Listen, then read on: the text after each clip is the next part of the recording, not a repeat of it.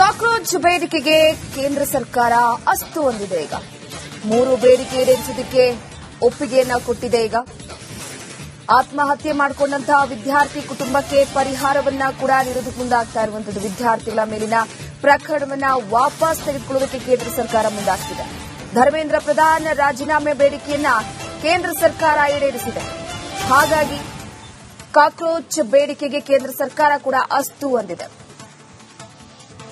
Neat ಅಕ್ರಮ ಪರೀಕ್ಷೆಯ ವಿಚಾರಕ್ಕೆ ಸಂಬಂಧಪಟ್ಟಂತೆ ದೇಶದಾದ್ಯಂತ ವಿದ್ಯಾರ್ಥಿಗಳು ಸಿಡಿದೆದ್ದಿದ್ರು. ಶಿಕ್ಷಣ ಸಚಿವರ ರಾಜೀನಾಮೆ ಆಗಲೇಬೇಕು ಅಂತ ಪಟ್ಟನ್ನ ಹಿಡಿದಿದ್ರು. ಅದೇ ರೀತಿಯಾಗಿ ಧರ್ಮೇಂದ್ರ ಪ್ರಧಾನ್ ಅವರು ಕೂಡ ನಿನ್ನೆ ತಮ್ಮ ಸಚಿವ ಸ್ಥಾನಕ್ಕೆ ರಾಜೀನಾಮೆಯನ್ನ ಕೊಟ್ಟರು. ಈಗ ಸಿಜೆಪಿ ಕಾರ್ಯಕರ್ತರ ಪ್ರತಿಭಟನೆ ಅಂತ್ಯವಾಗಿದೆ. ಎಲ್ಲರೂ ಕೂಡ ವಾಪಸ್ ಮನೆಗೆ ಹೋಗಿದ್ದಾರೆ. ಆದರೆ ಪ್ರಮುಖವಾಗಿ ಈ ಸಂದರ್ಭದಲ್ಲಿ ಆತ್ಮಹತ್ಯೆ ಮಾಡಿಕೊಂಡಂತಹ ವಿದ್ಯಾರ್ಥಿಗಳ ಕುಟುಂಬಕ್ಕೆ ಒಂದು ಸಾಂತ್ವನವನ್ನ ಹೇಳಬೇಕಾಗಿದೆ. ಅದರ ಜೊತೆಗೆ ಪರಿಹಾರವನ್ನ ಕೂಡ ಘೋಷಣೆ ಮಾಡುವ ವಿಚಾರಕ್ಕೆ ಸಂಬಂಧಪಟ್ಟಂತೆ ಕೇಂದ್ರ ಸರ್ಕಾರ ಈಗ ಅಸ್ತು ಹೊಂದಿರುವಂತದ್ದು.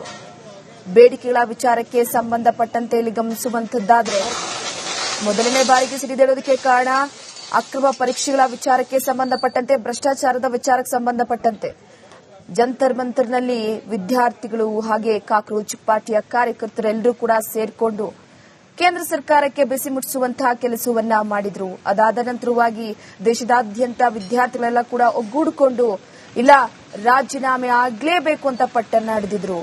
ರಾಜೀನಾಮೆ ಕೊಡುವಂತಹ ವಿಚಾರವಾಗಿ ವಿಳಂಬ ಆದಂತಹ ಹಿನ್ನೆಲೆಯಲ್ಲಿ ಮತ್ತಷ್ಟು ಈ ಪ್ರತಿಭಟನೆಯನ್ನ ತೀವ್ರವಾಗೋದಕ್ಕೆ ಮುಂದಾಯಿತು. ಹಿಂಸಾತ್ಮಕ ರೂಪವನ್ನ ಪಡೆಯೋದಕ್ಕೆ ಮುಂದಾಯಿತು. ಅದಾದ ನಂತರವಾಗಿ ಪೊಲೀಸರು, ಕಾಕ್ರೋಚ್ ಕಾರ್ಯಕರ್ತರು, ವಿದ್ಯಾರ್ಥಿಗಳ ನಡುವೆ ಮತ್ತಷ್ಟು ಹಿಂಸಾತ್ಮಕವಾಗಿ ಪ್ರತಿಭಟನೆ ನಡೆಯೋದಕ್ಕೆ ಮುಂದಾಯಿತು. ಸೊ ಎಲ್ಲೋ ಒಂದ್ ಕಡೆ ಸಿಜೆಪಿ ಕಾರ್ಯಕರ್ತರ ಪ್ರತಿಭಟನೆ ಈಗ ಅಂತ್ಯವಾಗಿದೆ. ಜಂತರ್ ಮಂತರ್ ಫುಲ್ ಖಾಲಿಯಾಗಿದೆ. ಇಲ್ಲಿವರೆಗೂ ಕೂಡ ಪ್ರತಿಭಟನೆಯ ಕಿಚ್ಚು, ಪ್ರತಿಭಟನೆಯ ಕಾವು, ಪ್ರತಿಭಟನೆಯ ಹಿಂಸಾತ್ಮಕ ಇವೆಲ್ಲದಕ್ಕೂ ಕೂಡ ಸಾಕ್ಷಿಯಾಗಿದ್ದಂಥದ್ದು ಜಂತರ್ ಮಂತರ್. ಸೊ ಈಗ ಅದು ಖಾಲಿ ಆಗಿರುವಂತದ್ದು.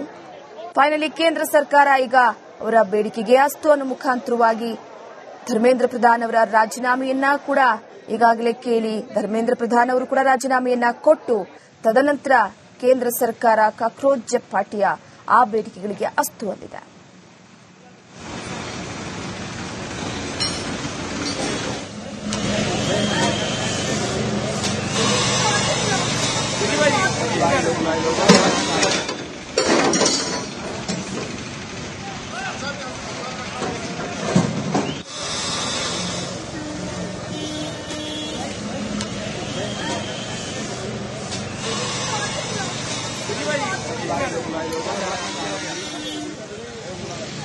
हाँ और थे